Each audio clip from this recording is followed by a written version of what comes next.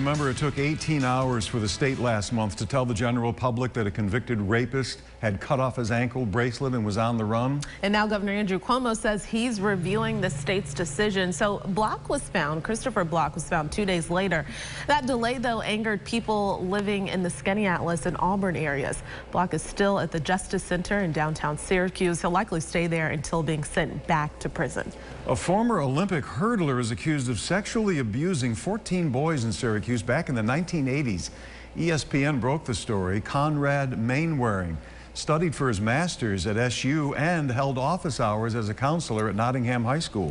Well, in court today, after being delayed last week, Timothy Dean, the man convicted of murder in the deaths of Joshua Niles and Amber Washburn, is set to be sentenced today. Back in May, the former Texas police chief was found guilty of the double murder that happened in September. So his wife, Charlene Childers, was also found guilty and was sentenced to 28 years for manslaughter and possession of a weapon in June.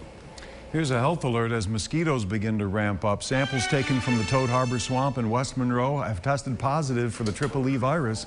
So the health department says while it's a little earlier than normal, they're not taking any chances. They're now coordinating with the state to schedule aerial spraying. We'll let you know when they plan to do that. Governor Andrew Cuomo, along with State Attorney General Letitia James, announcing the possibility of legal action against the International Joint Commission. So that's the international body in charge of regulating water levels on Lake Ontario. Elected officials are blaming the IJC for the historic flooding along the lakeshore. And right now, state officials say all options are on the table.